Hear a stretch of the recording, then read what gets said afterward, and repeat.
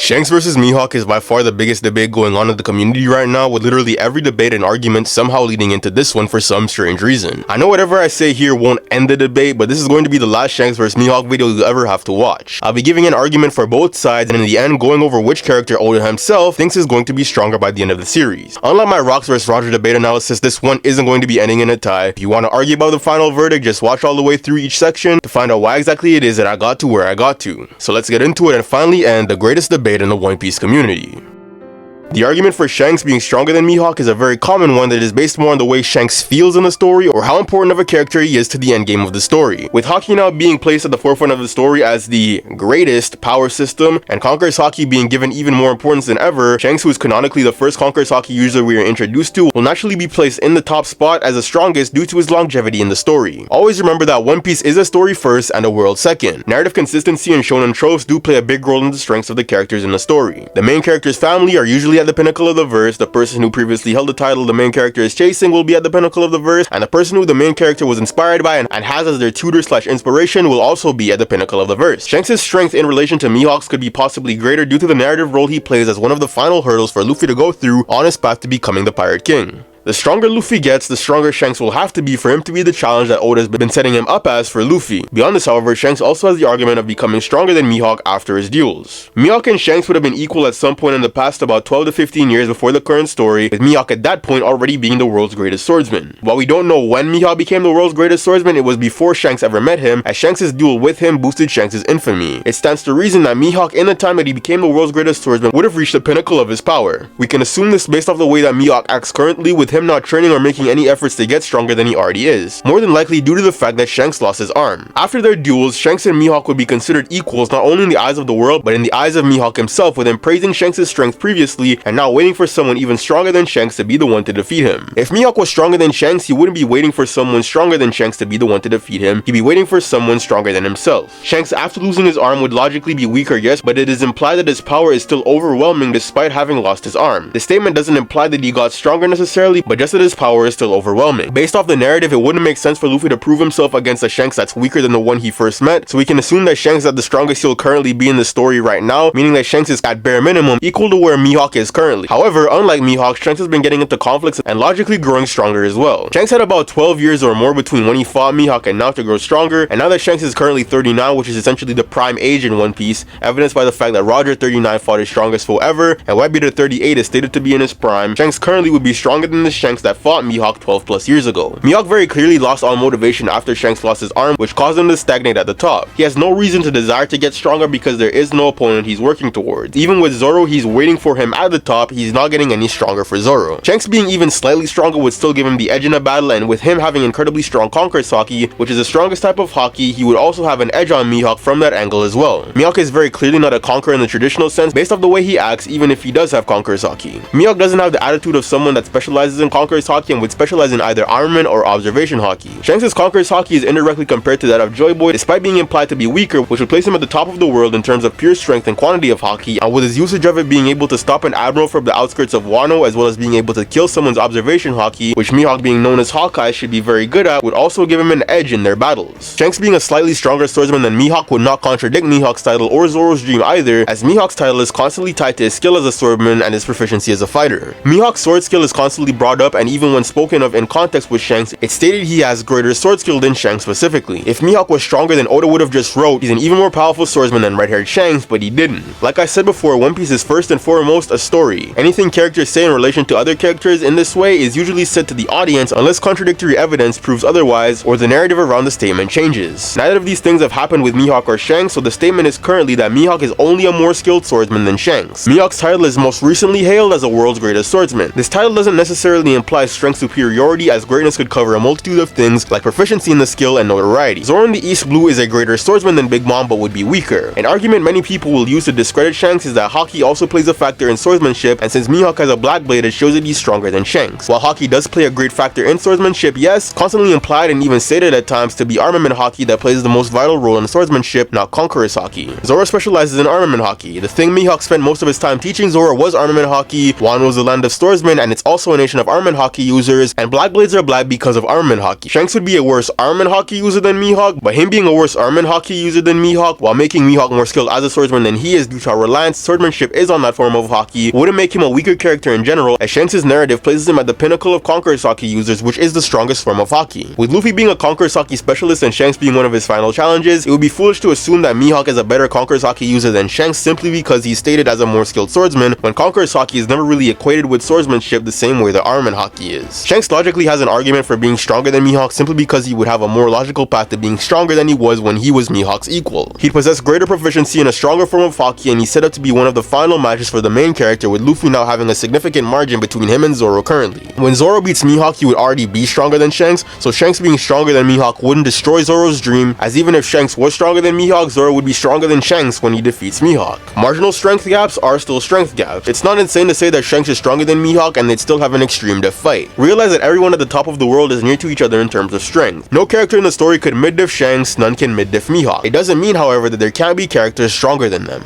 Now on to the argument for Mihawk. While Shanks' argument is based off speculative projection and narrative trajectory, Mihawk's is based more on narrative and portrayal. Mihawk's argument is simply that he is the greatest swordsman. Those who are typically considered the greatest at anything are also implied to be the strongest. Roger was the greatest pirate in his era and is implied to be the strongest pirate, same with Whitebeard. Akainu is the greatest fleet admiral and is also implied to now be the strongest of them. Greatness in One Piece is a result of a multitude of factors, but it wouldn't make any sense for Mihawk to be considered the greatest swordsman in the world based off how Oda portrays characters that are the greatest. And just like Shanks, Mihawk is also a character that was introduced extremely early in the story, with his strength being his main selling point. He is implied to be a master of both armament and observation haki, quite likely the best at both types currently alive, at the very least the greatest master of armament haki. While armament haki may not be the strongest type of haki, it is still an extremely powerful ability, and in some cases can even exceed the usefulness of Conqueror's Haki when the character has vast quantities of it. For example, Oden's Togen Totsuka is vastly more powerful than anything Yamato could perform with advanced Conqueror's Haki, and Flying Dragon Blaze is still a far more destructive attack than anything Luffy was able to perform up until Supreme Kong Gun. Mihawk's sword style will not only be the strongest in the world, since he not only has the title of the greatest swordsman, but also has the strongest of the supreme grade blades, with Yoru being stated to be able to cut through anything.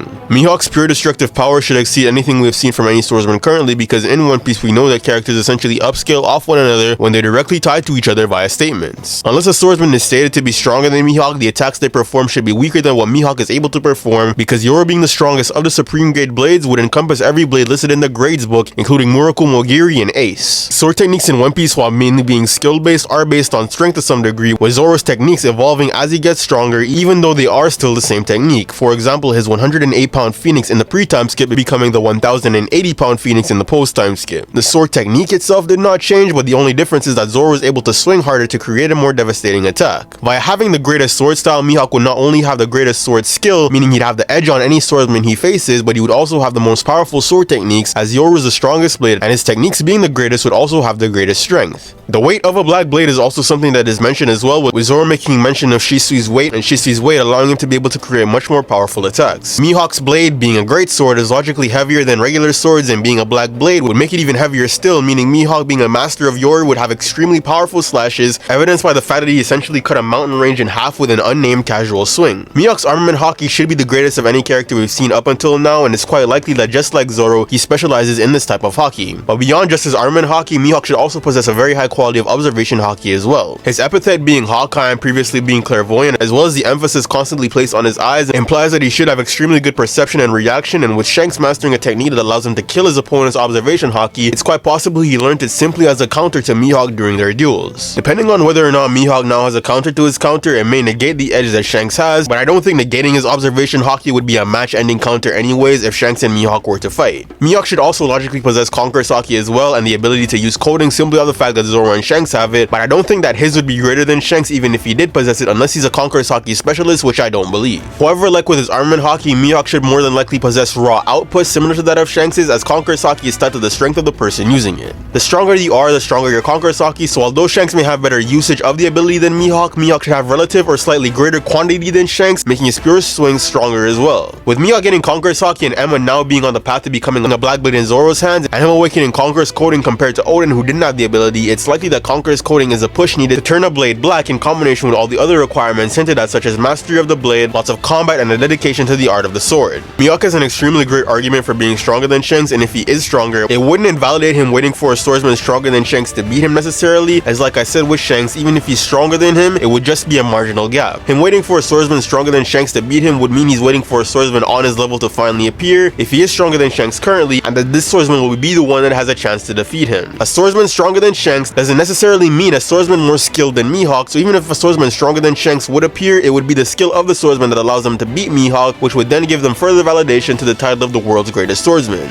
With both of these arguments out of the way, I now want to go into who Oda personally thinks is a stronger swordsman between the two of them. Now, although I do have Oda on speed dial, I didn't ask him his opinion on this debate, so I'll be going over the way both characters are written in the story and which character is being set up to be the strongest beyond biased arguments. It's very clear that Mihawk and Shanks are the two closest characters to each other in terms of strength beyond Roger and Garp. These are the literal definition of equals. Mihawk could have never beaten Shanks because otherwise Shanks wouldn't have become famous off his duels with him, and Shanks couldn't have beaten Mihawk or he would be considered the world's greatest swordsman. But I won't be ending this section in a tie, so regardless of how marginal the difference is, a winner will be chosen. While Shanks may have more of Oda's bias in terms of pure aura and portrayal, Mihawk has the bias for narrative strength because he is Zoro's endgame. Shanks being stronger than Mihawk while not destroying Zoro's dream completely does tarnish it significantly if Zoro never gets to fight and defeat Shanks, or if he never gets to fight Shanks at all and he is stronger. Mihawk versus Zoro is like Luffy finding the One Piece. Yes, it wouldn't destroy the series if Luffy isn't the first one to find the One Piece, just like it wouldn't destroy the series if Shanks was slightly stronger than Mihawk, but Oda doesn't seem like he'd ever do anything to invalidate Zoro's quest to defeat Mihawk because everything Zoro does is with Mihawk in mind as his end goal. Him switching his goal to another swordsman this late into the series wouldn't really make much sense beyond just wanting another swordsman to be greater than Mihawk, which at that point just make Mihawk the stronger swordsman and have Zoro fight him later on.